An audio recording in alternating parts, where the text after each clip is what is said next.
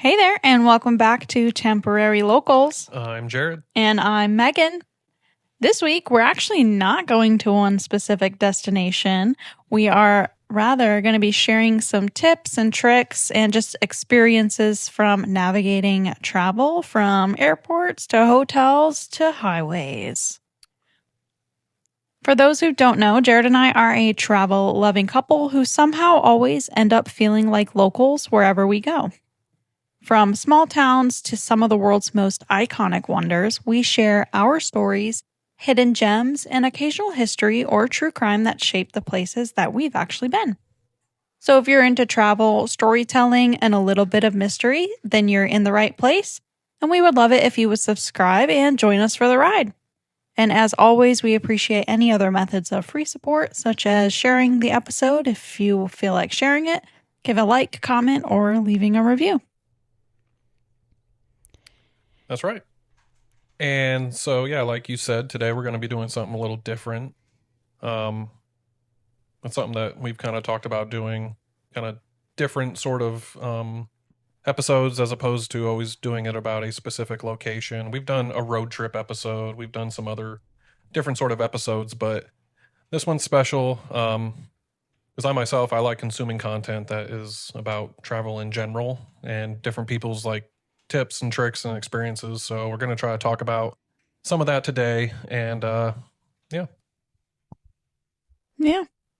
So this is if you didn't get it already, the title of the episode is Airports, Hotels, and Highways.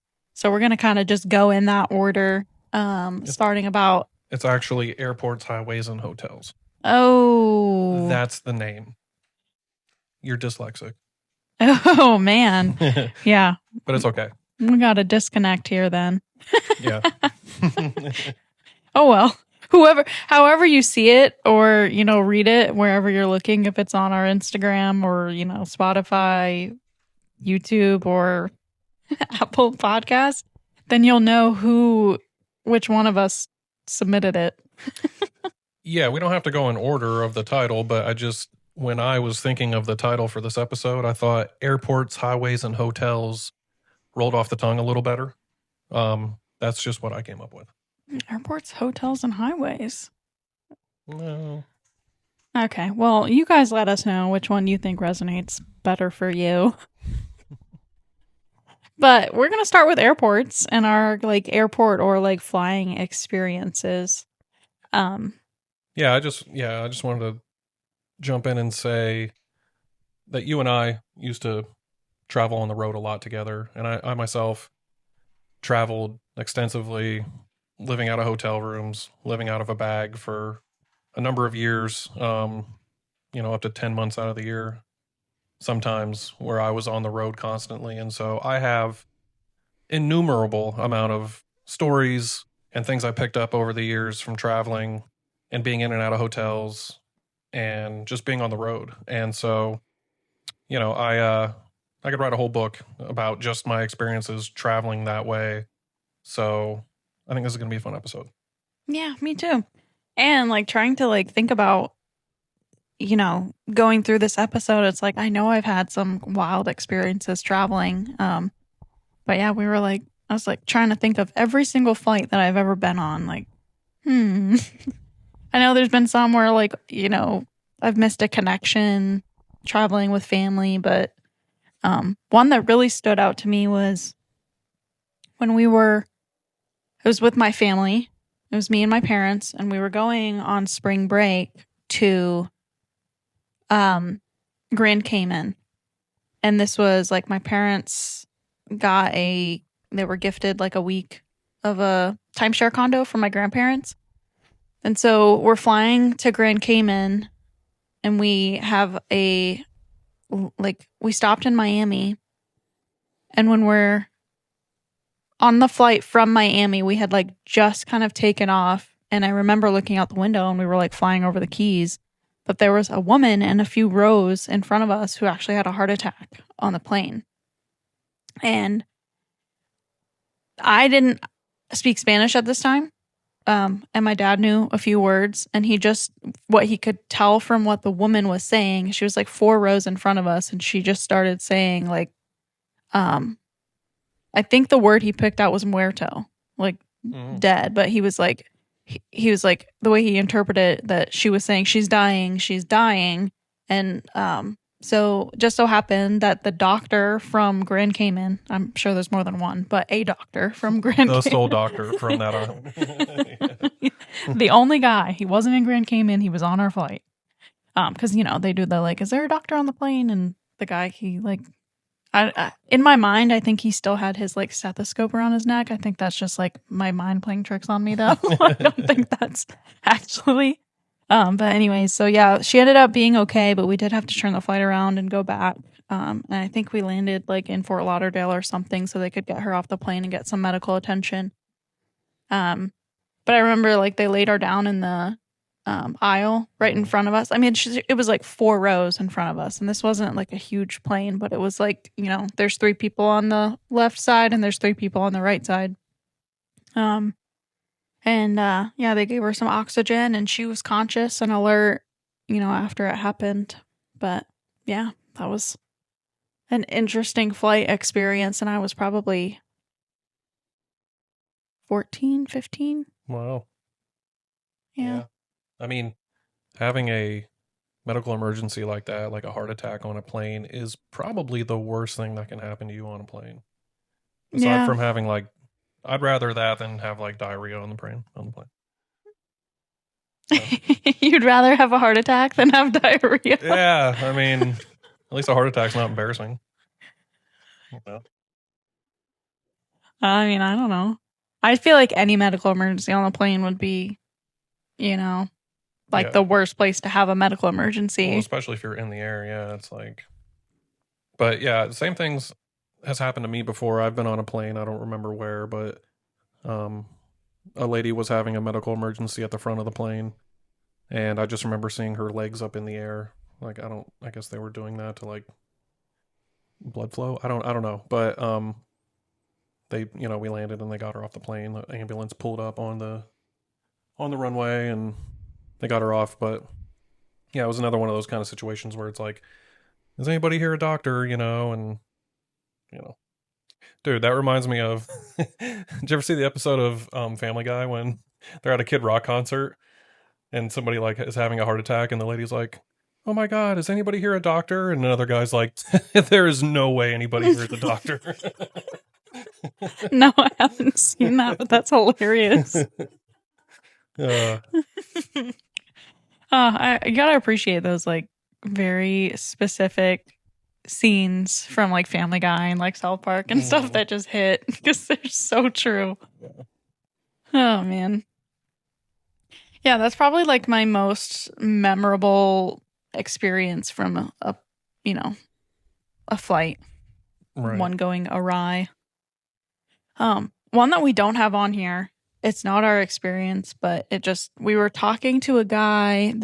We were flying from Lima. Yeah. Oh, and you know exactly what I was going to talk about. Yeah, we talked to him for the entire, it was a 7-hour flight. I think we talked to him the entire time.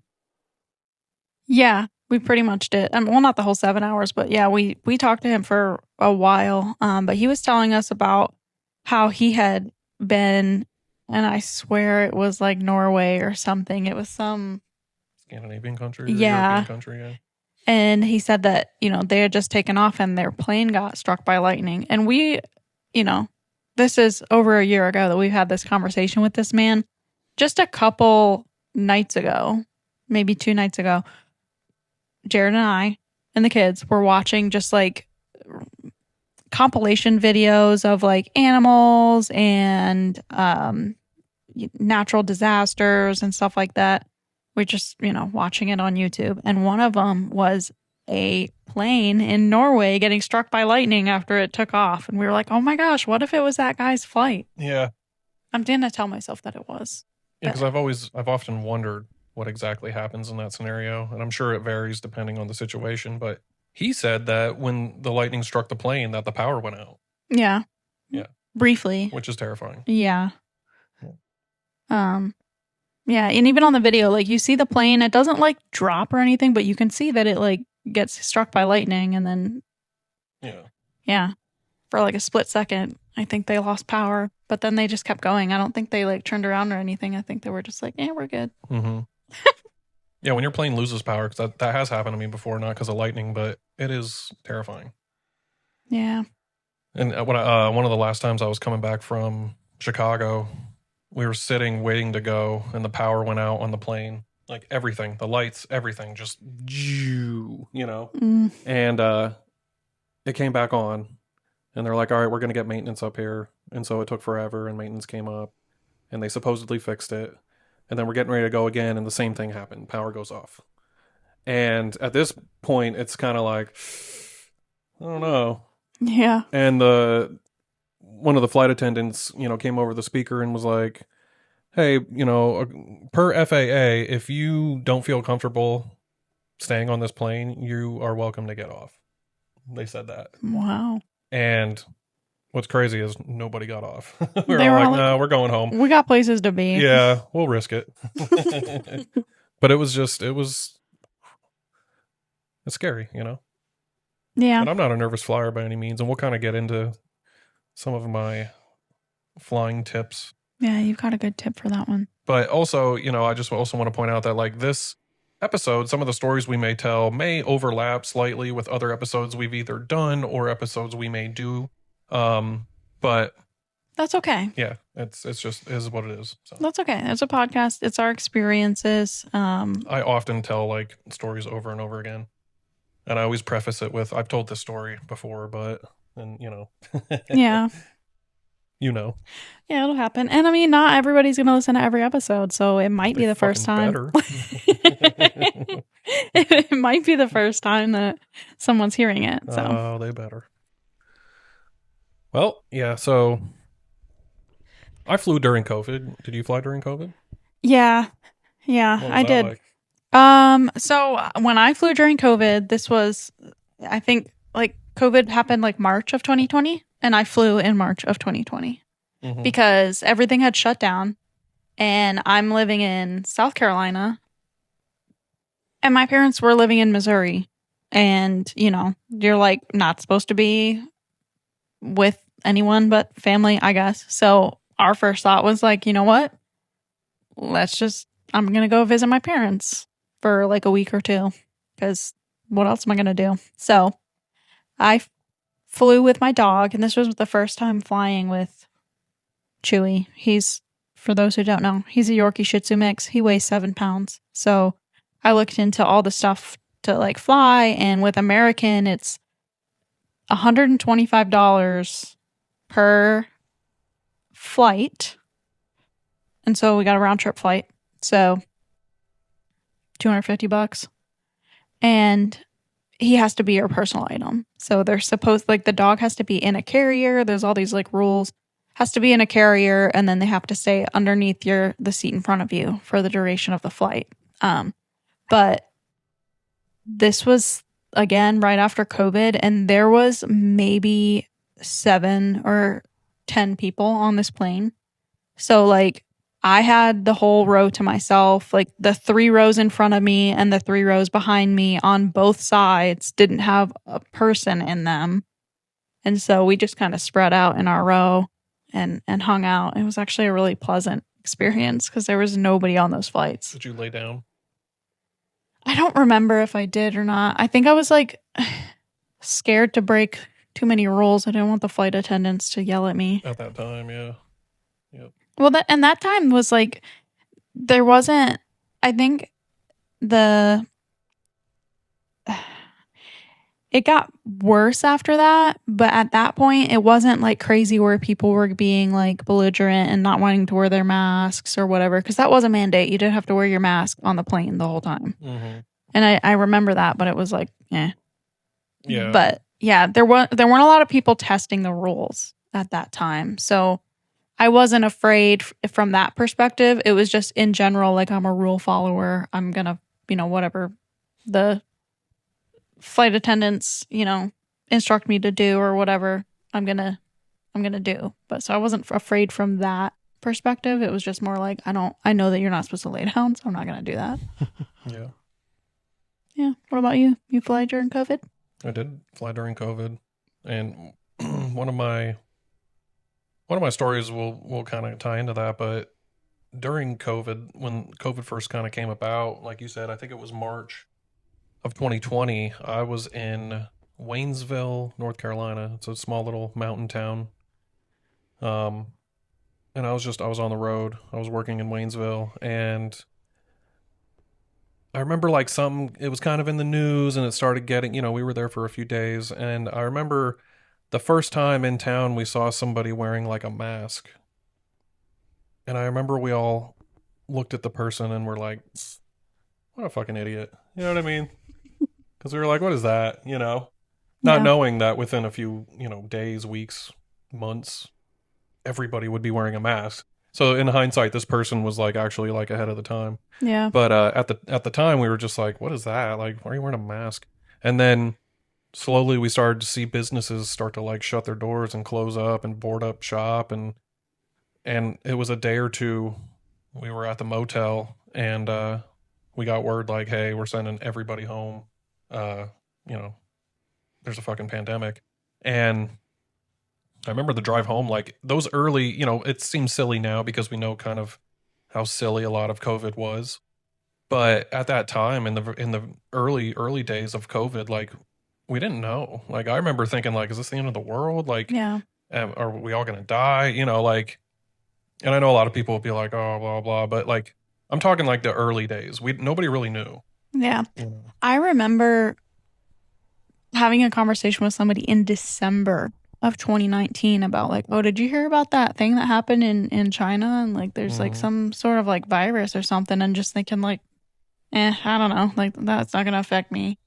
Yeah, And then come to find out, it's like, oh, shoot. Yeah. Same thing was like, went from being like, oh, that's not going to affect me to like, wow, the whole world just stopped. COVID was a crazy time. it was. It's like September 11th in a lot of ways, where it's like there's life before September 11th and there's life after, Yeah. because it's two different worlds, and that's kind of how COVID is. Mm-hmm.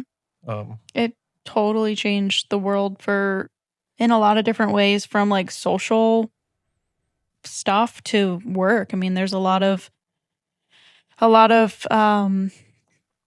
companies are getting, you know, return to office mandates and things like that, and people are like there's a whole debate hmm online like, working in person in office, hybrid or remote and yeah, I mean, just in that perspective, because I fall in that sector of, like hybrid working. It's a big topic. Yeah, and I think obviously COVID showed us a lot of things about ourselves, about society, about the government, not to get political, but I think one thing it also showed as far as the work the workforce goes is a lot of people realized after COVID, like, I don't have to go to the office. Yeah, Like, we were fine working from home.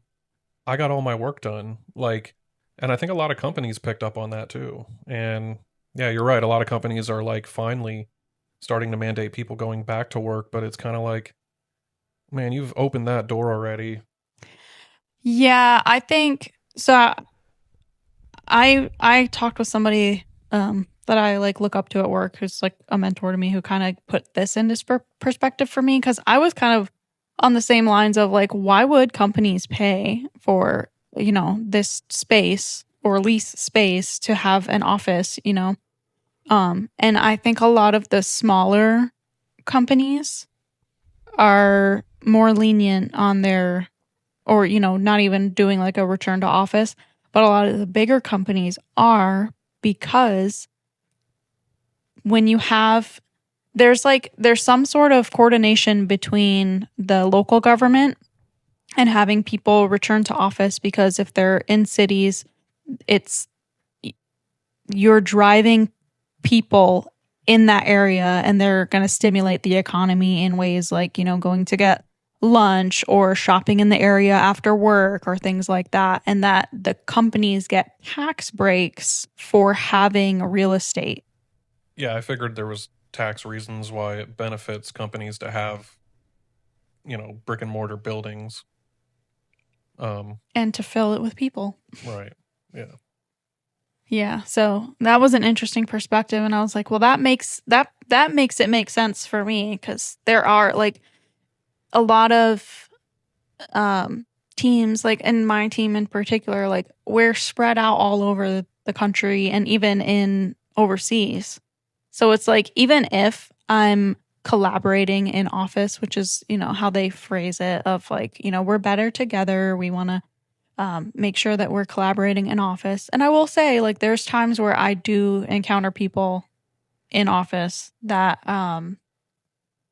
are, it's like, okay, this is a conversation that I would not have had if we were both working from home because we wouldn't have seen each other, right? Mm-hmm. So there are some positives, but for the most part, like a lot of my team, even if I can collaborate with them in office, there are other people that need to be involved in the conversation that are not present, and we would have to have the call virtually anyways.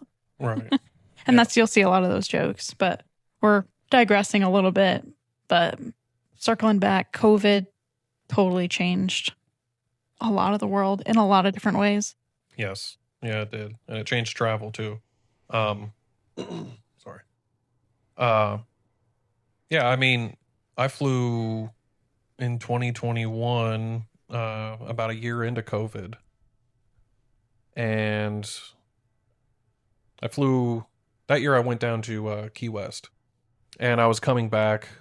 There was a couple years there where I went to Key West like a few times, and I was coming back from Key West and was at the airport. And the Key West airport, anybody that's been there knows it's like a tiny little airport.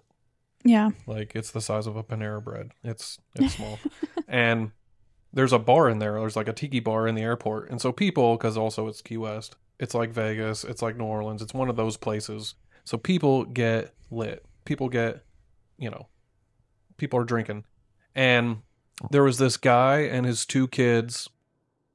His kids were like in their 20s or whatever, and an older guy, and they got sloshed at the bar. And we got on the plane, and these guys would not keep their masks on. Oh. And so the flight attendants kept, coming back and telling them, you need to put your mask on, blah, blah. These guys wouldn't put their mask on. They kept taking it off. They were being rude. They were being belligerent. And finally, they got kicked off the flight. And they made like a big commotion about it. It was like one of those videos you see online, And I remember one of the kids being like, as they were walking out, like, yeah, just wait until I call my lawyer.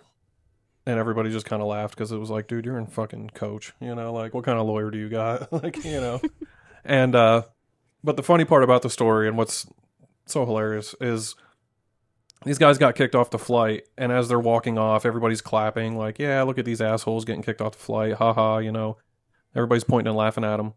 Well, they get off the flight and then we're sitting there and something's wrong with the plane. There's some sort of maintenance issue. So it's like, we all have to deboard the plane now.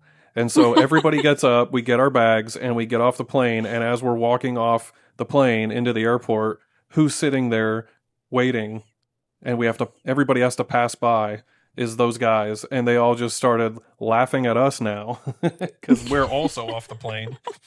And those guys got a different flight to Miami, and they actually ended up leaving before the rest of us. That's so funny. So they got kicked off the plane. That's like instant karma, but like weird karma because it's not like they were in the right, And it's crazy that they got kicked off the plane for like not wearing their mask or being belligerent, but they still allowed them to rebook a flight.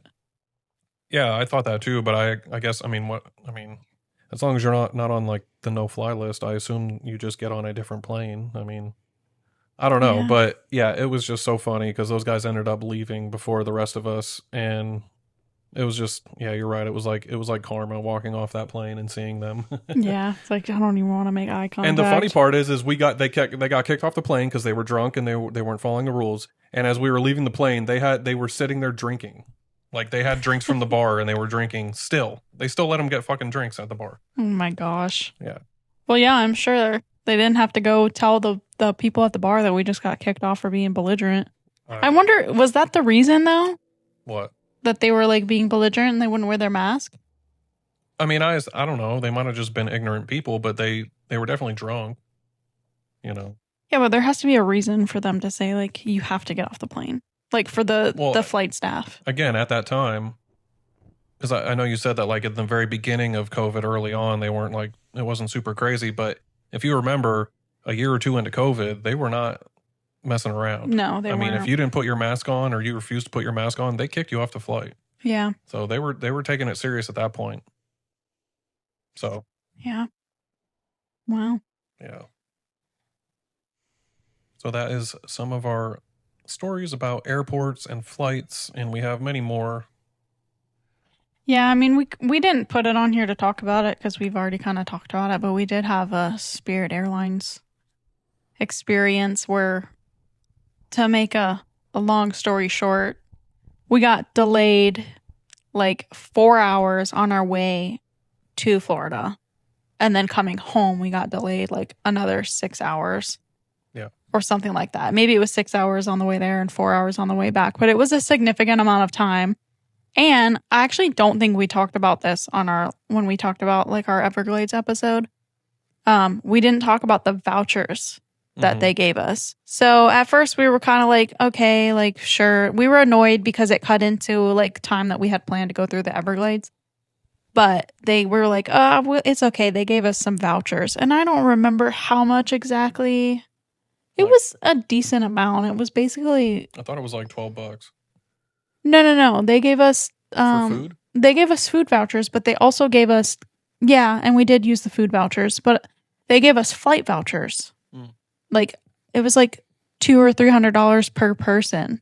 Yeah, but then you have to like use it in a certain. And that's what I'm trying to get to is we never ended up getting to use those because you had to use it before like May. And when did we go? January. So you had like 4 months to book your flight. But Spirit they don't go out more than like 6 months in advance. So it was like we didn't have a trip planned. So it didn't work out for us that we could use them. So the vouchers were kind of like, which I'm sure is probably by design. Yeah. They don't want you to use the voucher. Right.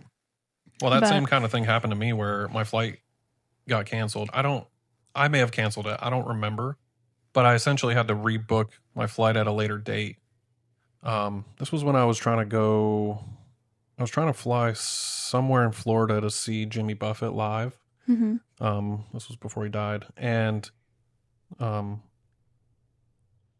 I remember I tried to rebook for a later date and they were like, but you have to pay the difference. It was like $200 more for the flight. And I was like, what do you mean I have to pay the difference? Like, you canceled my flight, Yeah. Like my flight was canceled. Maybe I canceled it. I don't know. Maybe that's why. Maybe because I canceled it. But, because now that I'm thinking about it, it's like I was destined to never see Jimmy Buffett live because every time I went to try to go see him, he ended up like getting sick or something and, canceled that performance. But, he was playing in Florida, and I remember there was a bunch of Parrot Heads that were going down and going to go there. And I was like, I booked my flight, and I was ready to go see Jimmy Buffett, and something happened, and so I had to cancel the flight, or it got canceled. I don't remember. But yeah. Big bummer. But they wanted me to pay the difference of the flight, and I'm like, I was just trying to book a different flight, but to the same place, Yeah. Yeah, ridiculous. Rude. That was Spirit? I don't remember. Yeah, Probably not. Airline. I try not to fly Spirit. We flew Spirit that one time because it was like a deal that was really too good to pass up. But you realize when you fly airlines like Spirit and Frontier and stuff that it's like, okay, yeah, they're cheap tickets, but you have to pay for everything. Yeah, they do nickel and dime you, but if you're going to like, I was talking it up because I was like, I flew Spirit when I went to go visit you in California, and it was like a cheap ticket, a good experience for me. I didn't have any problems. Like the flight was great. And if you go in understanding, like you're going to have to pay for a carry-on. And even then, I think sometimes it pay for water. Sometimes it's worth it. Sometimes it's not, like when you like add up all the like things that they nickel and dime you for. But for me, like it was a great deal. I even did pay for a carry-on, and you can pay for it like in advance. So if you already know, like I'm going to want to pay for one, you can do it for there and back.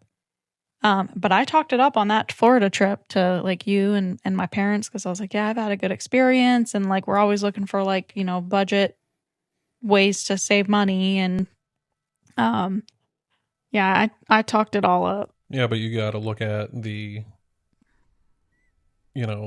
percentage of flights that are delayed, the percentage of flights that are canceled, which is a more of a common thing now, I think. But um, that's kind of why those airlines have kind of a bad reputation and why their flights are so cheap. Is not only do you have to pay for everything else, but also you might get there, you might not.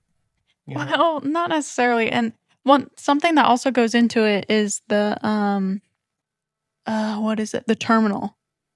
Like those other airlines pay for the priority or like preferred terminals. So the terminals that are like closer to security or just like the location of the terminal. So like you will also notice if you're flying Spirit or the other budget airlines when you're in an airport, sometimes you are You got to walk hiking it past. to BFE to get to the Spirit terminal.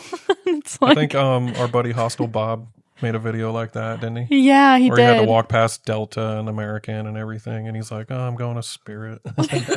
Yeah, Shout out Hostel Bob. he did. Yeah, that was a good one.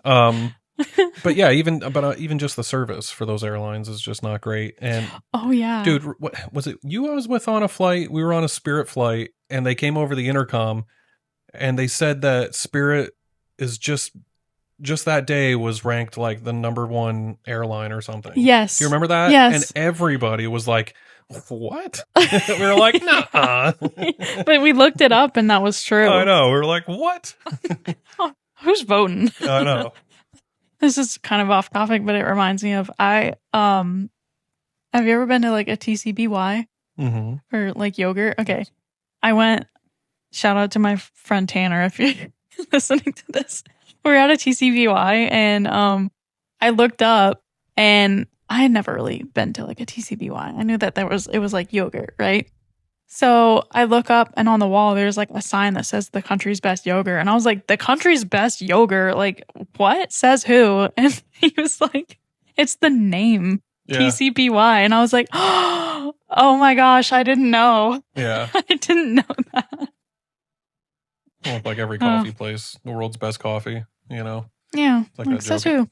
Like the joke in Elf when he goes in and he's like, congratulations on the world's best coffee.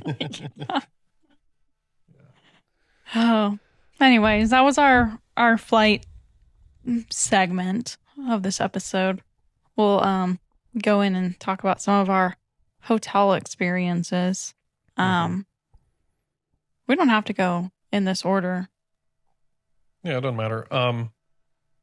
Yeah, like I said, I used to travel pretty extensively for work. 300 days out of the year, and so I've stayed in thousands of hotels. I racked up hundreds of thousands of hotel points for every hotel chain you could imagine: Radisson and Choice and Hilton and IHG. And yeah, I lived in hotel rooms for a number of years. So had a lot of interesting things that happen. You meet a lot of interesting people, and every hotel is different. Even ones that are the same brand are different. That's what I've found. And you never really know. So reviews are important when looking at hotels also. Oh, yeah, that's a good point. Yeah. Because you might be like, oh, I really like, Holiday Inns. But just because it's a Holiday Inn doesn't mean it's a Holiday Inn. Yeah. Oh, that's a good point too, because there's, mergers or like takeovers or whatever. So like the hotel may have been built originally as like a Best Western or something, but it's been turned into like a Holiday Inn. So it doesn't have the like same feel. Right. Yeah. Or they update the hotel and then just throw a fancy name on it. Like, the Best Western in Hilton Head. It's called the Spark, but it's just a Best Western. Yeah. It's just a little nicer. Yeah. It's a motel. Yep. So yeah. Which we did stay in that one. Oh, and, it worked for the budget. Yeah, I like it. So the first thing that I have on this list is our experience of just like playing giant chess in Savannah. And I want to say it was a True or a Hampton Inn. I can't remember exactly which one, but I know we stayed there a couple times and they had like a courtyard with their like amenities. And I think this is something different when you're like traveling for vacation versus traveling for work, that I don't remember ever being on a vacation and being like excited about a hotel amenity, because everything else you're doing on vacation, you have like big plans for your days and stuff like that. But when you're traveling for work and like I would come visit you and stay with you, it's like at the end of the day after working, it's like, ooh, let's go out and like sit by the pool, or let's sit where they have giant Jenga, or the fire pits are nice. Yeah. But, yeah. Yeah, I mean, Trues are cool hotels because they always have cool stuff. Yeah, they always have like pool halls and games. Mm-hmm. And that was, board games and Yeah, we played fish Battleship tank with dead fish. That was the Glow in Asheville. Oh, yeah. Which is like I think it's the Best Western. Yeah. The Glow. That was a cool hotel. That one in Asheville. Mm-hmm. They had a cool fish tank that we would go check out the fish, and there was one that died. But yeah, playing giant chess outside Savannah, that kickstarted like our obsession with chess. And for like a few weeks after that, we got a chessboard and we were like traveling and playing chess. Yeah. And like we would take our chessboard with us. And just we played it by the fountain in Rock Hill in South Carolina, in downtown Rock Hill. We would travel with the chessboard. I still have a chessboard in my car. Yep. Just in case. Yeah. We ever want to pull off to the side of the road and get a game in. It's we got obsessed with chess for a while. I was really into chess years ago. I learned how to play chess, not to get too personal, in rehab. And I got pretty good, and so anytime I meet somebody that actually, like a younger person that actually knows how to play chess, it's like kind of exciting. It's like, oh, let me go get the board. Yeah. I learned how to play chess. My earliest memory of it is my grandfather, so my mom's dad. Mm-hmm. And he had like we went to stay with him for a summer when I was probably 7-ish, first or second grade. And my sister's 4 years older than me. And that was when we lived in Michigan, but my grandfather lived in Catawba, South Carolina. Catawba. And so we went and stayed with him for a summer. Mm-hmm. And my grandma Tanya, who's Russian, which I don't know why that is important. Grandma Tanya is Russian? Mm-hmm.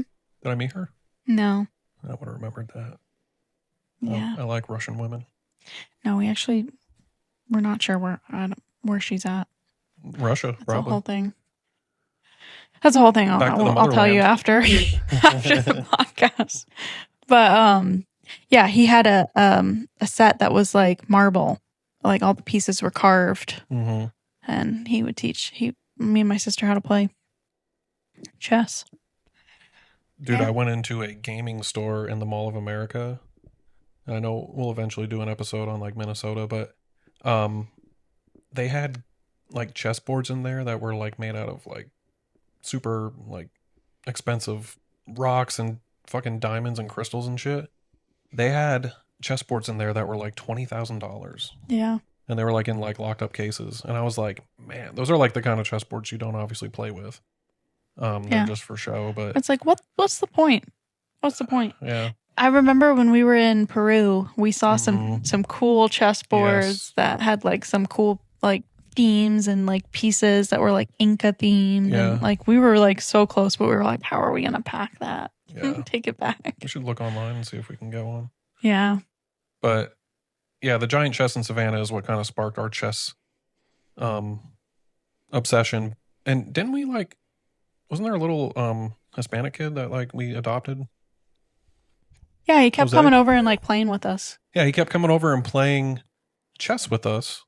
But then didn't we like every day we'd go down and like hang out? We'd like see him in the pool or like we'd see him in the elevator. Yeah, he just like became like Jose, our buddy. Yeah. We'd see him and he'd be like, "Hey, what's up?" Yeah, I do remember that. I was like, is this our kid now?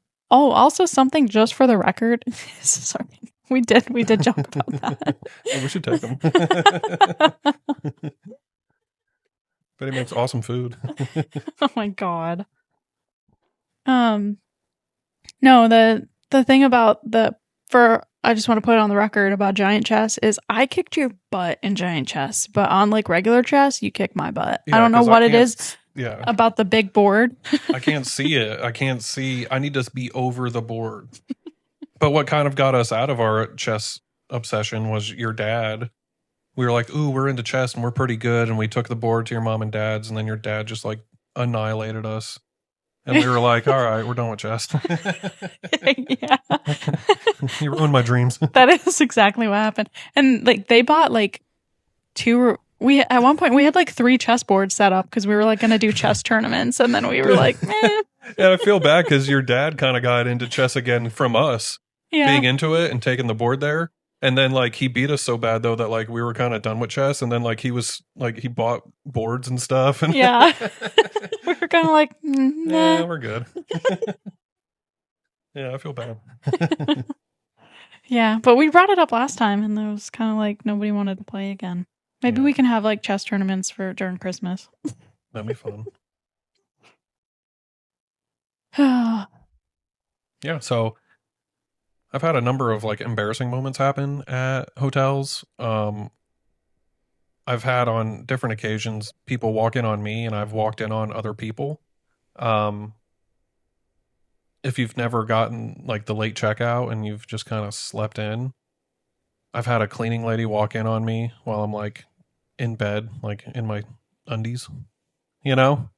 And she like comes in, you know, because they normally like if it's past 11 or it's past whatever checkout time is, they'll just come in. They don't knock or anything. But I was sleeping and this lady came in, and it was like a double room. The bedroom was like separated from the living area. It was like a extended stay type deal. And the lady came through the doors, and I was just balls out. Just balls out. You know what I mean? Just spread. Oh my God. And she just walked in, and I woke up, and she was like, oh no, I'm so sorry. And like, you know, ran out. And I was like, oh, I guess I got to get out of here now. So that's happened to me. And then one time I walked in on a guy because I went to the wrong room, and the latch was like, had the door propped open. Yeah. And I walked in, and you walk in, and the bed's off to the left of the room, and you can't see it as soon as you walk in. But I saw a suitcase sitting there with like stuff in it. And I thought it was my buddy, Vern, who I used to room with when we would travel. And so I didn't think anything of it. And I just kept walking into the room. And I walked in, and there's this guy laying in bed, also in his underwear and just like a t-shirt. And he's like he was either on his phone or his laptop, but he was just looking at a screen. And I walked into the room and was standing 5 feet from him, and he didn't even look up.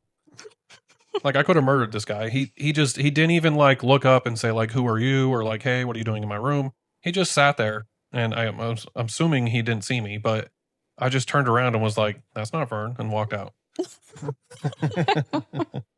Dude, that's crazy. That was like 0 survival skills. This guy had 0. Well, maybe he was expecting somebody because he had the door propped open. Maybe. That's another thing is like staying on like the first floor of hotels. I see it all the time when I'm walking by a hotel. People don't close their windows. Yeah, people just leave the curtains wide open, and they're just laying in there on their bed, just like in their fucking pajamas. And it's like people walking by can just look right in at your room. It's like, dude, close your curtains. Yeah, I know. I don't like being on the first floor of a hotel, and I'll get into that later. But yeah, I actually just remembered a hotel story that I didn't put on our outline list. So this is in Key West, and it was me, my mom, and my dad, and we had been walking, you know, like downtown Key West for a while, and we were like really trying to find a bathroom, but we couldn't find a public restroom. So my dad, he's like, just follow me. We go into the Westin, which is like a really nice hotel in Key West. Yep. And he was like, and like literally, I remember this because it was such a funny experience. Like right before we get to the threshold of the door to walk in the Westin, he turns around, looks at us, kind of gives us this like sly look, and he's like, just walk in like you own the place. And we're like, okay. And I'm like, I don't know what that means because I don't know. I was probably 5th or 6th grade, maybe a little older. We went to Key West a few times for like spring break. So some of the trips kind of like blend together for me. So we walk in and I'm following my dad. We go to the elevator. We go up to like the 2nd floor where I guess there's like a conference room. How he knew this, I don't know. I think he was just kind of guessing and, maybe he'd been into Weston before for like conferences or something. So we go up to the conference floor where they have restrooms. Usually the lobbies will have a restroom. And it wasn't in the lobby. We went up to the 2nd floor. And yeah, lucky for us, it wasn't like a hotel that you had to, have a key to use the elevator. But anyway, so we go up there, we use the restrooms, and then we leave. Similarly to that, and because of that story, I was on like a road trip with a friend and we stopped off, and I was, with my family too, but we stopped at a gas station and we needed to use the restroom. And it was either the gas station didn't have restrooms, they were outdoors, or like we had to wait or whatever. But there was like a Super 8 next by. It might not have been a Super 8, but it was like a hotel nearby, kind of in the same parking lot. And I was like, you know what? I was like, let's just walk in like we own the place. And so we go in and I just like walk in. I'm like not trying to talk to anybody. I'm just like trying to see if this works. And we go up the stairs and it's kind of like a smaller hotel. So like it was only 2 floors, right? So we go up the stairs and there's no like restrooms per se, but the housekeeping was doing housekeeping on that floor. Mm-hmm. And so there was a couple rooms that were just open. So we just went into random rooms, used the restroom, and then left. Yeah. Yeah, I infiltrate hotels all the time. Because hotels are always all around each other, and if I was staying in a hotel that didn't offer free breakfast and like you had to pay, I would just walk next door to the hotel next door and go get free breakfast. That's a good tip. Yeah, that is a tip. I didn't even think about that. That's just something I do.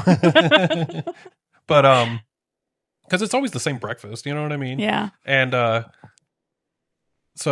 but remember in Cusco, I had to use the bathroom really bad, and we were down near Plaza de Armas, and didn't we like infiltrated like a really nice hotel, right? We did. I forgot about that. Oh, and remember the bathroom was like outside though. No, it was right next to the lobby. It was right next to the desk, the check-in desk. Yes.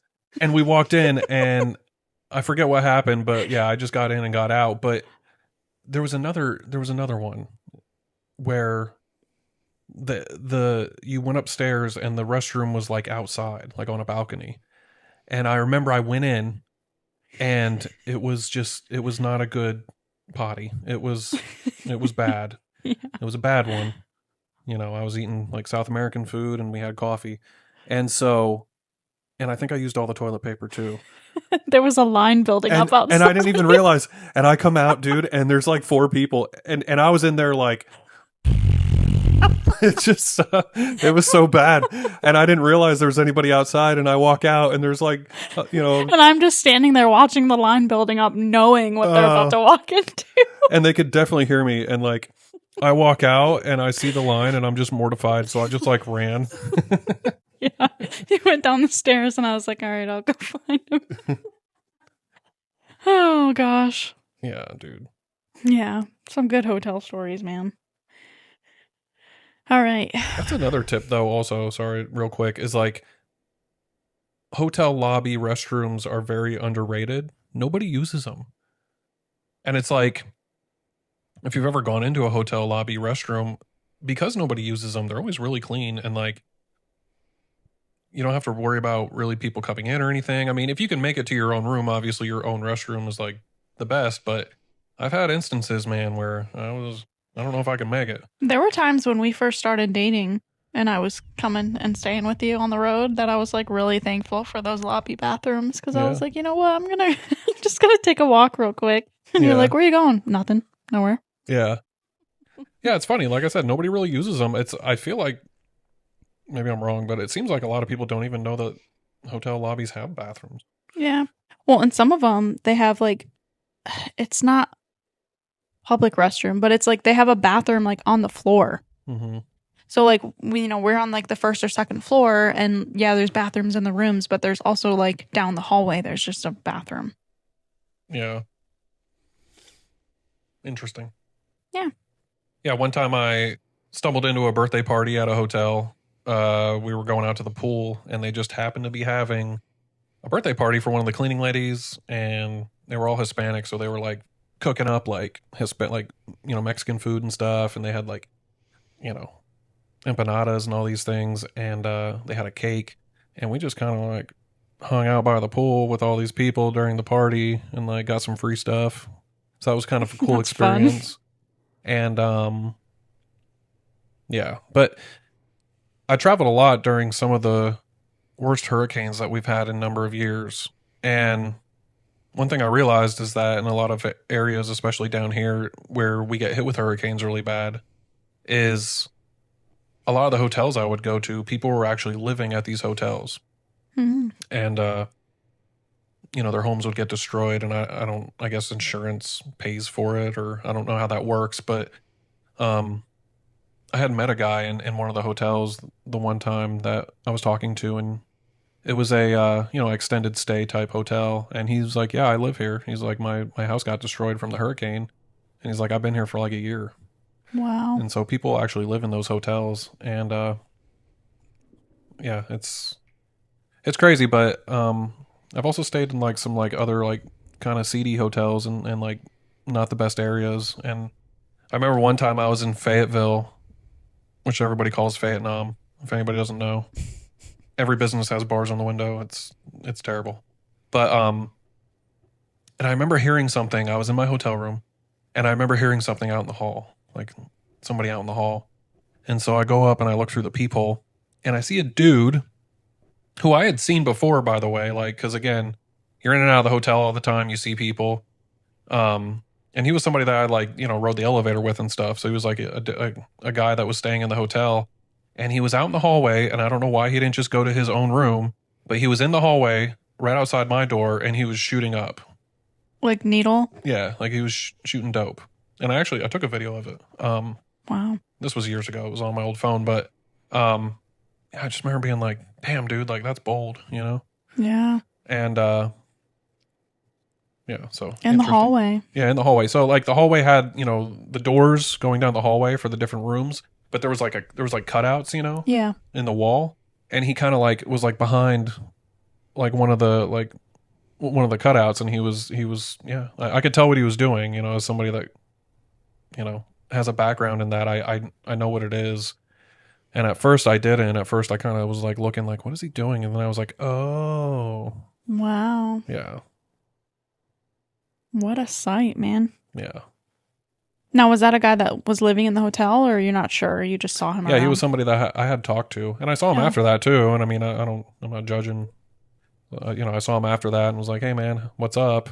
I wasn't gonna tell him that I saw him shooting up, but, he was just. I know an addict when I see one, and I always kind of knew from looking at him like, oh, this guy's on some shit. Yeah. So, yeah.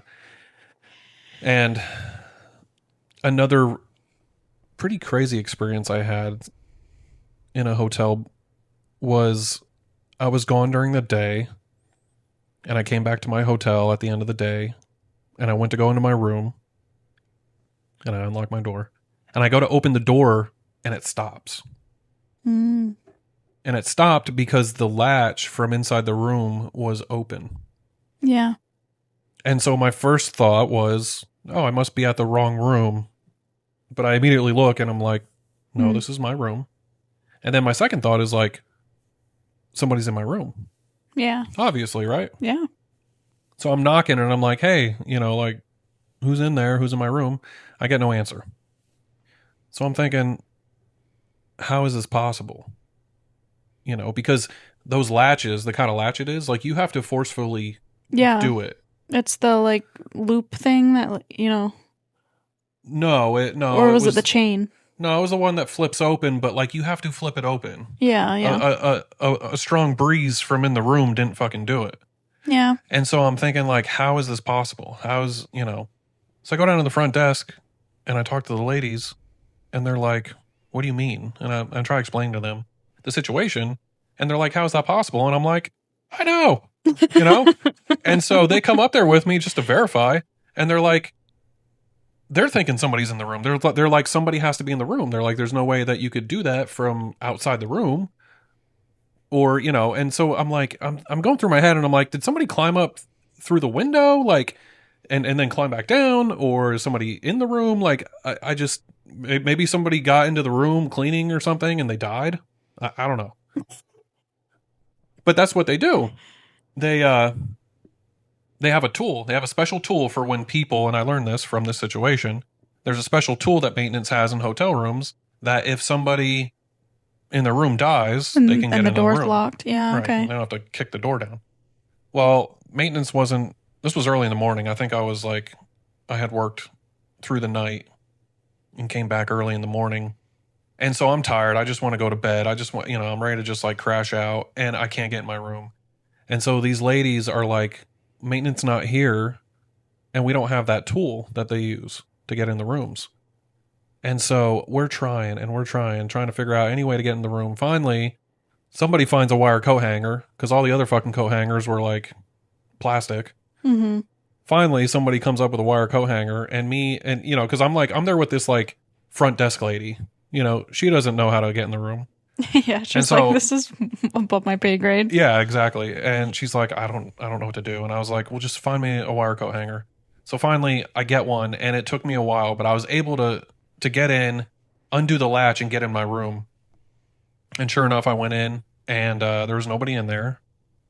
And so to this day, I don't know how that happened. And the people in the hotel were like, that's never happened. So I think my room was haunted, is what I'm trying to get at. Your door probably just slammed really hard or something. I tried to recreate it after that, because I was like, how did this happen? And I even went in and like did the latch with my hand, and I was like, it's not hard to do, but it didn't just like blow open. Mm-hmm. Like, you had to physically pull on it to make it like latch. And so I don't know how it happened to this day. I don't know what that was, but yeah. So crazy. I had a time in when we first moved down here from Canada. We stayed in a Hilton Homewood Suites in Charlotte for like 2 weeks. Mm-hmm. It was like a Sweet Life of Zach and Cody moment for me and my sister. And I remember just having so much fun and like going down to the computer in the lobby and logging in and checking on my Neopets. What's that, like a Tamagotchi? Sort of. It's like, I don't know. It's like an online, I don't know, Neopets. Oh, okay. I don't know.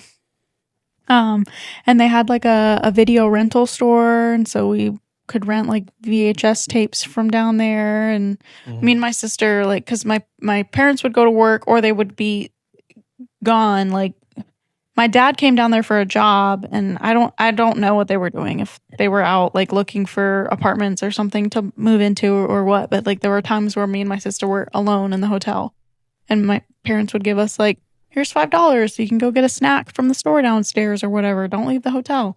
And I remember leaving my $5 on my bed, not thinking about it. They thought it was a tip. Yeah. I was so upset, but I was also like, it's okay, she can have it. Yeah. That was my first lesson in don't leave money out. Yeah. And it's not like she stole it. She probably really thought it was a tip because it was like folded up on the pillow. Right. But yeah, that was a good time. That was one of those like suite rooms too. So like me and my sister were kind of like in the living room, and then there was like a separate door to a bedroom. To the bedroom, yeah. Yeah. Yep. Those are always great when you're sharing a room with somebody, because while one of you is sleeping, the other can like chill, or I hate hotel rooms that have the sink on the outside of the bathroom. Me too. Because it's like, okay, if you're sharing the room with somebody, there's 2 beds, it's a 2-bed room.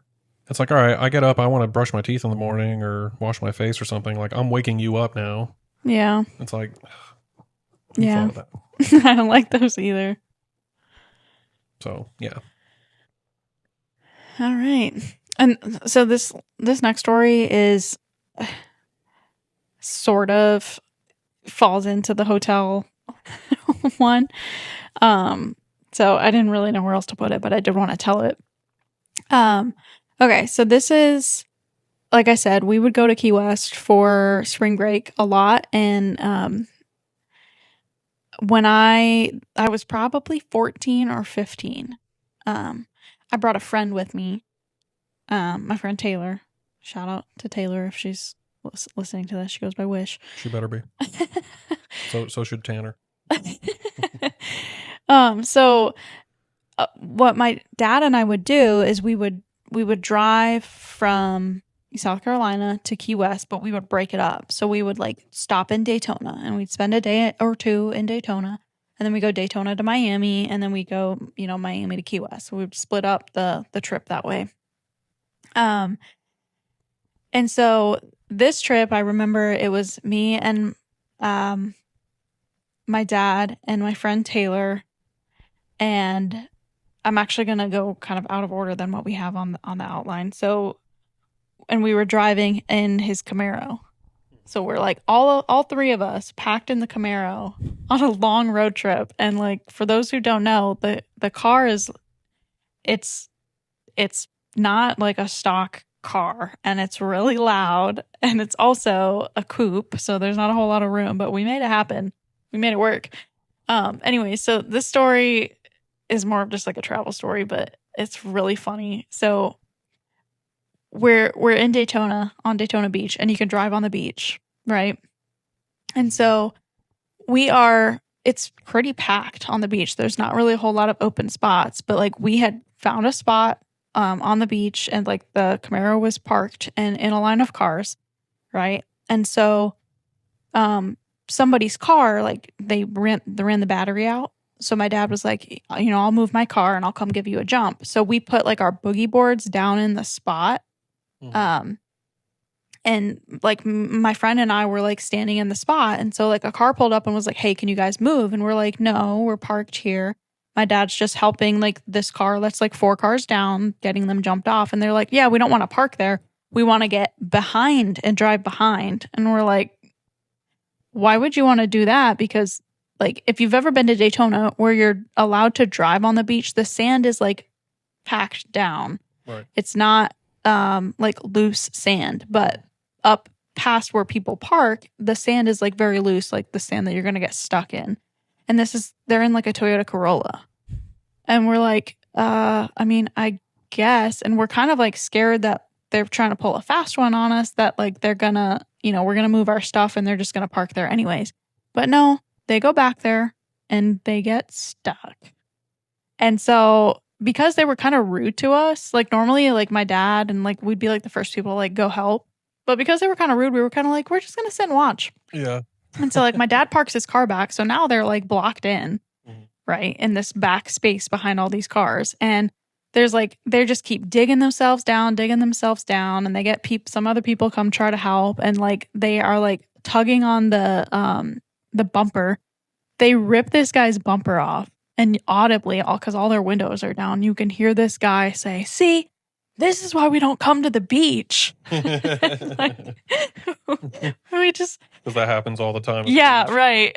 Like, my dad was like, you pull your bumper off every time you go to the beach? He probably does.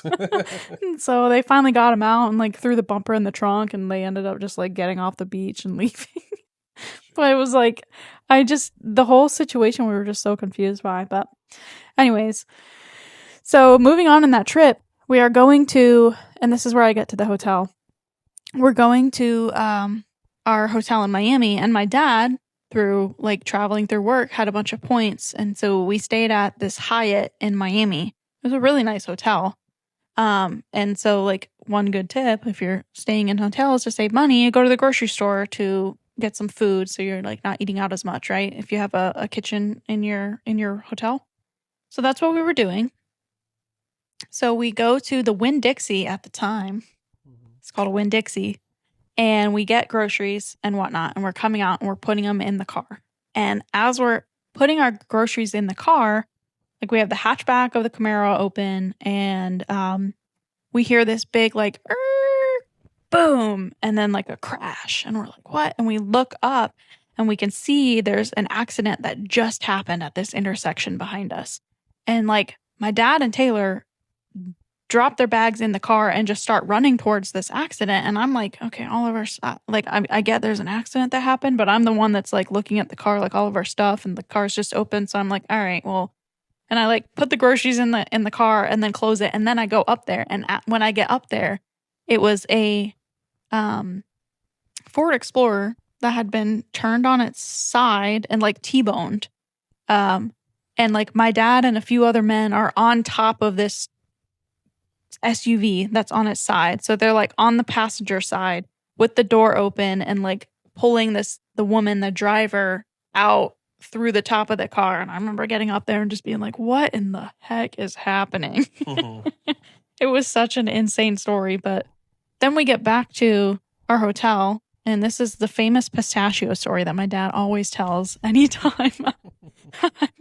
So we got a bag of pistachios, and I was trying to, it was like kind of a small bag, and I'm trying to open them, and for whatever reason, I don't know, the glue was really strong at the top, like the seal was really strong, whatever. I'm trying to like open it from the top, but I just like pull it apart, and the bag just like explodes in my hand, and the pistachios go everywhere, all over the room. There are pistachios behind the bed. There are pistachios on the desk, like just there's everywhere. And like we just started laughing because it's like that would have been a nice snack, but I couldn't find a pistachio right now.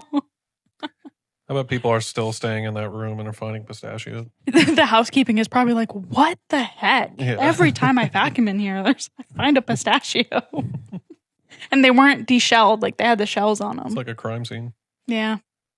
Interesting. Yeah, that was a long-winded experience from kind of a road trip tied into like staying in the hotel. But one last point on that Hyatt, my friend Taylor and I, we like, left the room and we went to kind of hang down at the lobby to do like teenager stuff or whatever. And I lost my room key.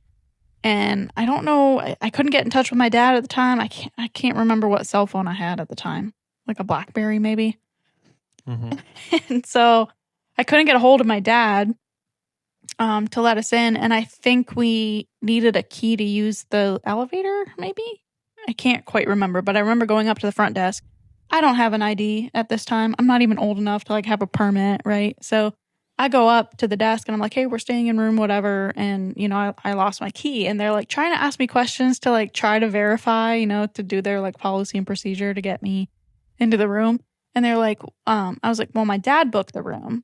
And she's like, okay. And she's like, can you tell me what his status is? And I'm like, I have no idea. And so I looked at her straight, like dead in the face. I was like, I don't know. And I was like, but I can tell you we're staying in this room for free. Yeah. And that was good enough for her. Diamond elite, baby. Diamond elite. She was like, all right. And she gave us a key. Yeah, one of the nicer hotels I stayed at was the Crown Plaza in Key West. And I used nothing but points for that. And I just remember feeling like, man, I am living. You know what I mean? Living large. Livin. Yeah. 'Cause that's a really nice place. And it's right on Duval. And I didn't pay. Well, I might have paid, $20 or something. I don't remember. Like taxes or something. But yeah, I used points for it. And I just remember being like, damn, I made it. I'm a baller. Yeah. Exactly. That's right. Yeah. So now we're going to hit the road and kind of tell some stories about, all the many miles that we put on traveling over the years and just some of the more interesting ones. So,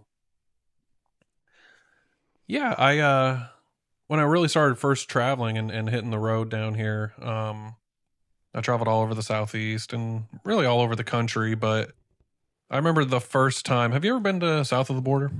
No. You never been there? Okay. No. So it's one of those little roadside attractions. It's not really little. It's kind of big. It's almost like an amusement park, but they have gas. There's a hotel there. They Where have is it? Food, right on the border of South Carolina and North Carolina. I forget the name of the town, but it's a Mexican themed uh, attraction, I guess you could say. And it's one of those things that I think was a lot more happening back in the day, back in the whenever it was big, 50s, 60s, whatever. And in recent years, it's just kind of no one really goes there. People might stop there for gas. They do have really It good ain't no food, though. Bucky's. No, it's not Bucky's. But I know about south of the border from when I was a kid because when I was a kid, my grandparents in up in Pennsylvania, they used to have a south of the border bumper sticker on their car. Mm. And so as a kid, I didn't know what that was, and I assumed that south of the border, I assumed it was from like Mexico. Mm-hmm. I didn't know what it was. And then, when I got older and I eventually moved down here and I saw what it was, I was like, oh, that's what that was. So what south of the border is it's halfway between New York and Florida. Oh, okay. Orlando, maybe Miami. I'm not sure. But it's the halfway point. So all the snowbirds that migrate south during the winter, they used to stop at this place. Oh. And so you'll still see some like old vehicles that have a south of the border sticker. It's probably all like messed up. It's again, it's not a place that people really go to like they did. It's kind of like one of those places that, is past its prime, I'd say. Yeah. But my first time ever going there, I didn't really know what it was, and we had been driving all night and stopped really late at night. It was like 2 or 3 a.m. because they have restaurants there that are like open 24 hours and you can get like tacos and stuff. And I remember pulling up and I had woken up. I was sleeping in the back seat, so I was laid down.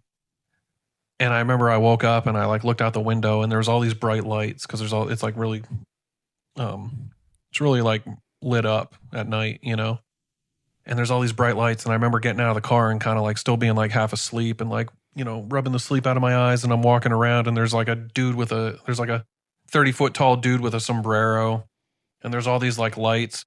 And I remember thinking like this is like the scene in Fear and Loathing when they get to Circus Circus and he's like and they're like on acid and they're walking around like and all the lights are like super crazy. That's what it made me think of. Yeah. But yeah, it is a cool place though. And I like places like that are kind of like off the beaten path. Even though it was like a really famous place back in the day, it's like one of those roadside attractions that have kind of like fallen by the wayside. But they still have really good food, and it's a place that I would stop frequently after that. Anytime I was in that area, I would stop at south of the border.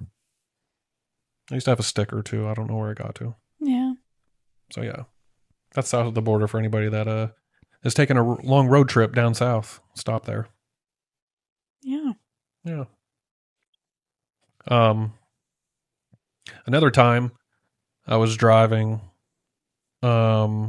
I wasn't driving. I was in the passenger seat, but my buddy Vernon was driving. And we were on I-85. We were heading into Atlanta. And I remember it was at night and it was like storming really bad. And the rain was just like pouring. It was a bad rainstorm. And Vern used to drive like a maniac. And so he was doing like 90 miles an hour just down the highway. And I mean, it was like raining hard. And I'm not like the kind of person that normally gets nervous or anything. But I remember thinking like, dude, like, like, what are you doing? And so I turned to Vern and I was like, hey, man, I got kids, right?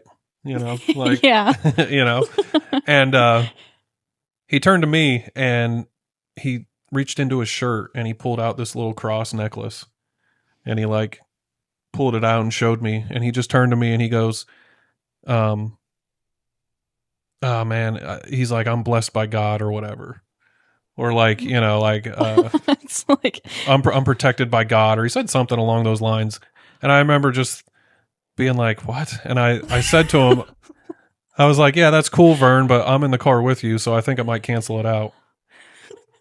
And yeah, just a funny story. oh my gosh. Yeah. That's funny. That's a good like, hey, I have family that loves me, right? Yeah. Yeah, it's crazy. Oh and my so gosh. Yeah, you've had some long road trips though, yeah? Oh my gosh. Yeah. I mean, we used to go every year for Christmas so we lived in Upper Michigan and my family lived in Lower Michigan. We would go for Christmas. So that was like, 8 hours that we would do at least once a year. But then we've done some, and that was, the longest that I had until we moved to South Carolina. Then the drive from South Carolina to Michigan, because we continued to do that and go up to Michigan for Christmas, was like a 12-hour drive. So then it was like, okay, that's like, a 12-hour drive, whatever. Then we went from, and this was during July. So my dad had something going on with work where he traveled, but we ended up driving and we ended up going with him because it was summer and I wasn't in school. And we went from South Carolina to Duluth, Minnesota, which I wanted to go back because we used to live like 30 minutes away from Duluth in Two Harbors and Silver Bay. So I wanted to go, visit some friends that I hadn't seen in, since I was in like 4th grade. And at this point I was probably in 8th grade. So it had been some years. So I was like, I want to go with you. So I remember driving 20 hours straight from South Carolina to Duluth. Like, we didn't stop. I think my dad drove 15 and my mom drove 5. Hammer down. Yeah. But I remember we were going through Chicago on the eve of 4th of July. That's cool. And so there was just like fireworks everywhere you looked. That was a cool drive. And there wasn't a whole lot of people on the road. I don't remember. But one thing I do remember from that trip is I had fallen asleep going through Chicago. And we're going through like toll roads. And I woke up to my dad like arguing with the toll person because something like we had gone through a few toll roads before and like they were able to use their debit card and then they weren't able to use it at this one. And my dad was like, well, I just used it at the last one. And the guy was like, well, we don't accept debit cards at any toll road place and blah, blah, blah. So they were like arguing over whether or not the state of Illinois. Yeah, the state of Illinois like has accepts debit cards at their toll roads or whatever. So, and they were like, really frustrated with each other and ended up just getting like a little like mail-in slip to mail in the toll or whatever. Yeah. That's what I remember from that long drive. But we also done long drives to Utah, which is, 30 hours, but we spread that out over like 3 days. Yeah, that's a nice drive. And I've driven across the country and going back to toll roads, one of the first times I drove from down south up to Pennsylvania, I was on 95 and I didn't really grow up around toll roads. I didn't really know, and I didn't have any cash on me. And I remember I came to the first toll road and I didn't know what to do. So I was just like, I don't know. I don't have any cash. So I just drove through. And so every toll road I hit after that, I just drove through them all and not thinking anything of it. Like, it's worked this far. Yeah, right. Well, there was a couple. There was one where there was a cop sitting there and I was like, oh no, what should I do? And I was like, I'm going to just drive through. And I drove through anyway. Would you just drive through like the Easy Pass lane or whatever? Yeah. And I didn't really think anything of it. And then like a few months later, I get a letter in the mail and I owe hundreds of dollars for tolls. Oh my gosh. Yeah. Yeah. Don't do that. If you like, you probably could have stopped it. Didn't they tell you like, or somebody told you just stop at the first one? Yeah. Well, I told that story to people afterwards and they're like, dude, you should have just stopped at the first one, told them that, and they would have just charged you for however far you were going. But now, because you just drove through, they assume that you went as far as possible and they're going to charge you the full amount. Yeah. But yeah. Remember when I was in Myrtle Beach and it was like late too. It was like 11 o'clock at night. And we got a call and they're like, we need you in Nashville. Oh yeah. And so we drove through the night and it was just like hammer down. Yep. It's like 7-8 hours. And it was just like, because we were already tired, it was like late. It was like later at night. And it was like, all right, fuck it. And so we just hit the road, and it was like no sleep till Nashville, you know? Yeah. And that's a wild ride through the mountains, too, Yeah.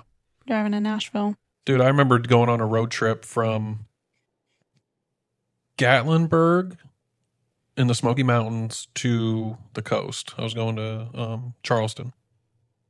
And I left, and I went to, there used to be this really cool record shop in Gatlinburg. I don't know if it's still there, but I got this is back when CDs were a thing. I got a Towns Van Zandt CD because he was my favorite country singer. And it was just cool because it was like the vibe leaving the Smoky Mountains. It was like, you know, mountains and forests. And so I was listening to like country music, and like I was listening to my Towns Van Zandt CD. And then as I got out of the mountains and I got through the Midlands, and then I got closer to the coast, my music switched from Towns Van Zandt to like Jimmy Buffett and like, you know. Yeah. Oh my gosh. Talking about like CDs. I used to have like the big book of I still have it, but I used to keep it in my car when I drove my Cavalier, and I had like the single disc CD player, and it'd be like, get my friends get in the car, like, oh, what do you want to listen to now? We'd like, you know, pick an album. Yeah. Oh man. That's But right. yeah, driving from South Carolina to Utah, we did that a couple times. And yeah, you're doing like 10-hour days, and it's when you're like driving through Kansas and stuff, it's pretty boring. There's stretches where it's like there's nothing. And I remember there was one time we, for whatever reason, really wanted a Taco Bell. Mm-hmm. And I'm like, you know, you pull it up on the GPS, like, you know, find one along the route. And it was like 60 miles away or something like that. And we went to that Taco Bell. There was nothing. There's like just plains, and like the wind driving through Kansas is no joke. Like you can tell, oh yeah, we're literally in Tornado Alley. Even though like the weather was nice, it was just so windy. Yeah. Because there's nothing to stop the wind, you know? Well, that's the thing that I realized when I drove through the middle of the country is like how vast this country is. Yeah. Because you hear people all the time talk about like agriculture and like how do we feed so many people and everything, which I think that is a good point. But if you've ever driven through like the middle of the country, it's just farmland. It's just forever. Yeah. It goes on forever and ever and ever for hours. Yep. And there's just nothing.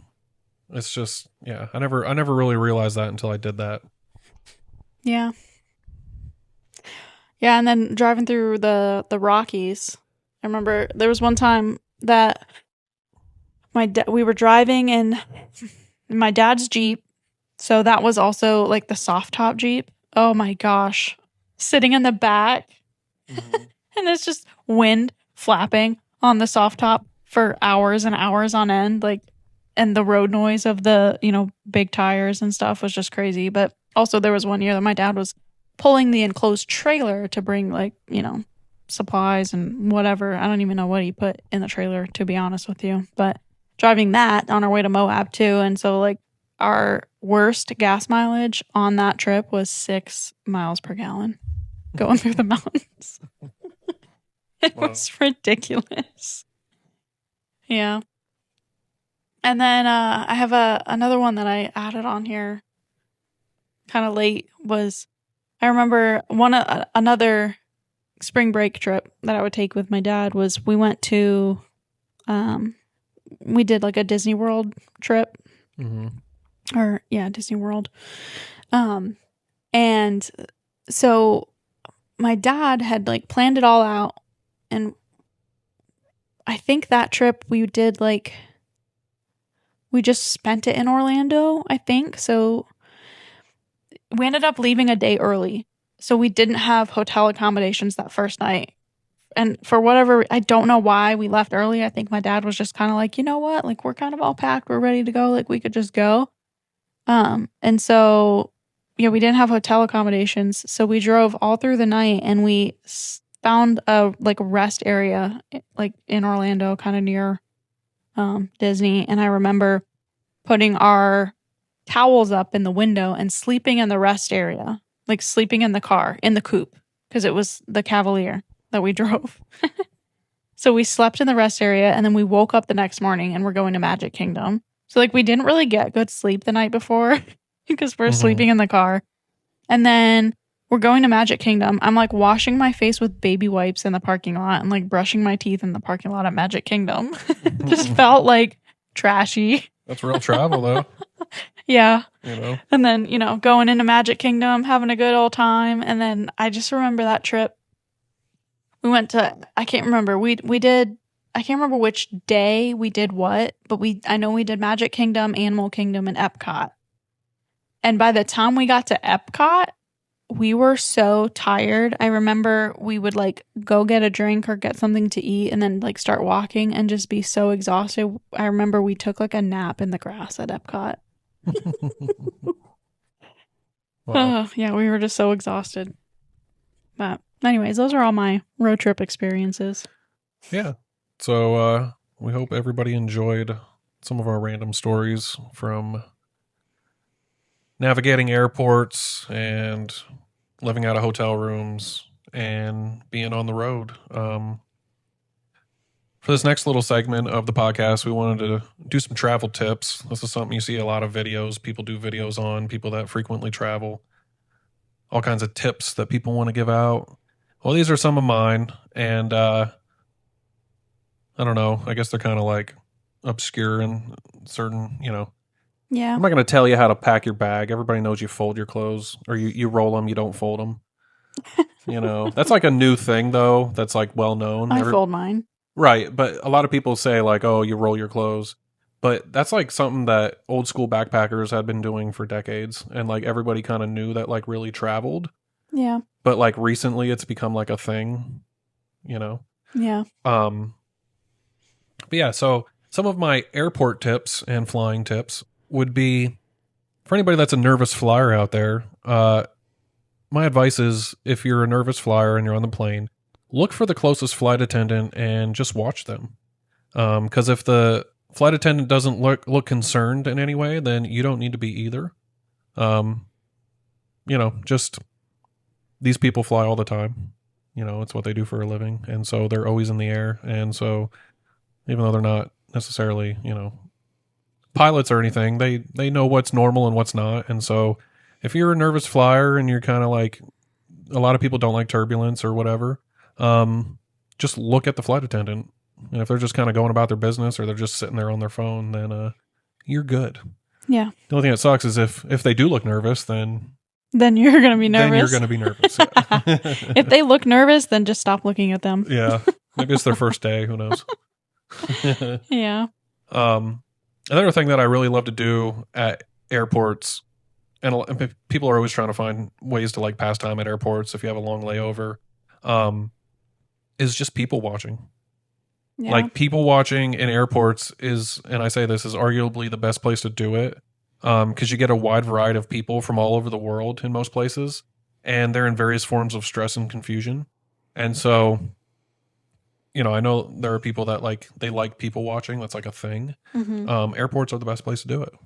Yeah. I just, oh, if you're bored. That we don't have on here, which people that play Pokemon Go will already know. Playing Pokemon Go at airports is straight up insanity. There are so many like Pokestops and gyms, and I don't even play Pokemon Go like on a regular basis, but if I'm at an airport, I'm like, oh yeah, let me go ahead and just like, I have to re-download the app and everything like that. But I'm like, is Pokemon Go still a thing? Do people still play? Yeah. Really? Oh yeah. Because man, that was huge for like 6 months. No. And then I feel like nobody played it. It was longer it than was that. Huge though for a short time. It was huge, but yeah. I had a buddy. People still play. I had a buddy, Mark, and we'd like pull up to a restaurant or something or a hotel, and he'd be on his phone and he'd be like, "Hey man, pull over to that spot over there quick for me." Like, yeah. What? Dude, my sister got in a car crash because she was playing Pokemon Go in a parking lot at like 2 a.m. and she hit like a pole. Wow. I just outed you, Brittany. But yeah. Yeah. It was probably for a fucking Clefairy too. I hate Clefairy. Ain't no Jigglypuff, you know what I mean? Yeah. Yeah, so that kind of goes to my tip though. Like my one contributable tip to all of this is the night before you are going to travel, or especially if you're going to leave the country, update all of your apps and make sure that any apps that you're going to use are still downloaded. I have like a setting on my phone where it will offload the apps if I haven't used them in a while, so it will like get rid of to save space on the phone. It'll kind of delete the app. So if there's like your airline apps, any hotel app that you might need, any financial app, eSIM app, whatever you think you're going to use, music apps, like download them before so that you're not having to try to oh, let me go ahead and check my bank account, but I don't have, enough service or Wi-Fi, and now, I can't. I don't have enough data to download the app. Mm-hmm. Like, I hate when I have to, check something like that, and I'm like, oh man, I should have downloaded this beforehand. That's my biggest piece of advice is before you go, make sure all your apps are up to date and that you've downloaded what you need. Yeah, because Wi-Fi is very common all over the world now, but there are places, and especially if you're like really traveling, if you're like really getting into the thick of it, there are places where you won't have Wi-Fi. Yeah. And then there are places that surprise you. Yeah, there are. Like a little bodega that's like a rundown shack in the middle of the fucking jungle, and they have Wi-Fi, and you're like, how? Yeah. Yeah, true. It's like, what? Also, if you can, like on your music apps, like download your like playlists or download your maps too, in case you lose service like while you're driving or something too. Mm-hmm. It's good to have your maps are important. Yeah. Yeah. Yeah. So we also like to bring games if we're going to be spending a lot of time in airports, and you never really know if you are or not. So I know we played Phase 10 at JFK one time for hours. Yeah, we also played in Cusco too, and it was just a good small card game to have. Phase 10 or like Uno or something. Yeah, I remember playing in Lima too, and we had to set the cards like on our bags, and they kept falling because there was nowhere to play. Yeah, JFK we played at a restaurant, and it was we had a table. Yeah, it was but nice. Yeah, we were just playing because that airport was pretty small, mm-hmm. or the terminal that we were in was pretty small, and they didn't have like tables, and so we're just sitting in the chairs that are like kind of by the gate, right, playing on top of my suitcase.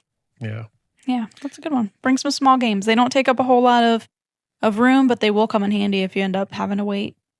Yeah. And yeah, just as far as like navigating the airport, the biggest thing everybody knows is going through security, TSA. So when going through security, always, if you're able to, pick a line if possible that has people in front of you who won't hold you up. And what I mean by this is like, people with a bunch of kids or old people. Try to get in line with business people or backpackers who seem like they frequently travel. They know the drill, and it's not you're not gonna be stuck behind somebody with a fucking stroller and 12 kids. Yeah, people with a sense of urgency. Yes, if possible. I mean, sometimes you go through and you can't. Everywhere you look, it's like ugh. Yeah. But if you can, look for people who have a sense of urgency. Right.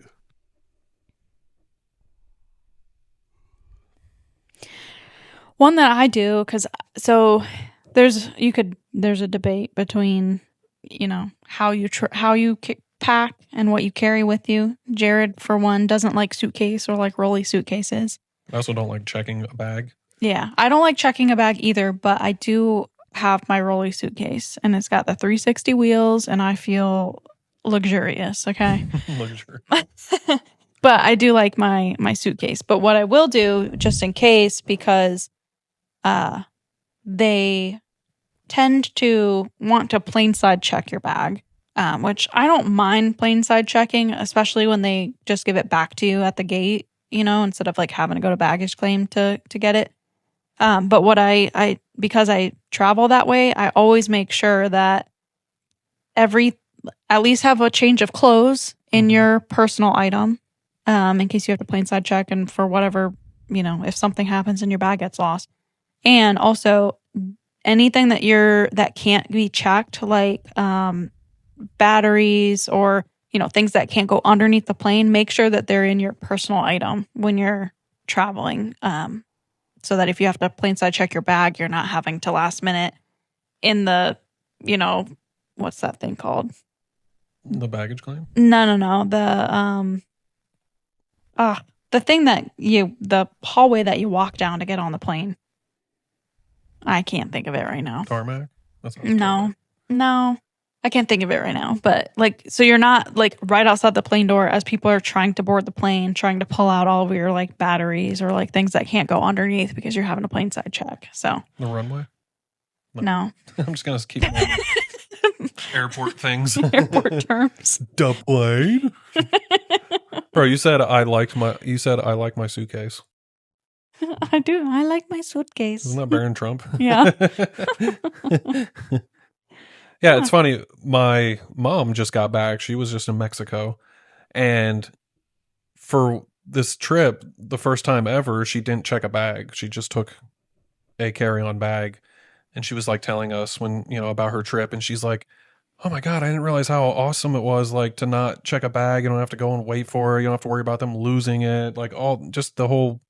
And she's like, it was so nice just stepping off the plane and just walking out. And I was like, yeah, I know. I've been saying it forever. Yeah, because I remember when we went to Peru, it was yeah. Your sister checked 2 bags. Oh, and it's terrible, dude. we're like, what's the point of us traveling efficiently if we still have to wait for everyone else to sit there and get their bags? I mean, that's another tip is who you travel with. You're going to travel as well as who you're traveling with. Yeah, your weakest link. That's right. It's come on, Hadley, let's go. Yeah, when we flew with the girls going to Michigan, they were pretty good. They were good. But we kind of instilled that sense of urgency in them. All right, get prepared. Tie your jacket on. Put your jacket on. Yeah, well, they've been to Europe, so they've. Yeah, that's true. For how young they are, they've traveled. Yeah. So I think that's most of our travel tips as far as navigating airports and flying. As far as hotels go, again, as somebody who's just stayed in many hotels in my life, I just always pick up on these little tips. And one thing I like to do is I always request a room, or if you book, online, you can request a room. I always stay on the highest floor possible. I never stay on the first floor. First floors in hotels always tend to be the loudest floors. That's where they usually put big parties. That's where they put, a bachelorette party normally, or a, whatever. Yeah. People come in and out all hours of the night. I try to get a room that's not super close to to the elevators. Or the ice machine. But yeah, the first floor is always the more rowdy floor. It's always louder. And so I like to stay on the highest floor possible. Also, for another reason, is because another tip for staying in shape, even though it's not anything super strenuous, but I try to take the stairs when I am staying in a hotel. If I have a bunch of stuff or something, I'll take the elevator. But for the most part, when I'm in and out of the hotel, I try to take the stairs. It's just getting those extra steps in. It's just something you can do that, helps burn a few more calories. Yeah. So I like staying on higher floors of hotels. It's quieter. There's typically less people. And yeah, so I like to stay near the stairwell too. That way I can just bolt out and go down.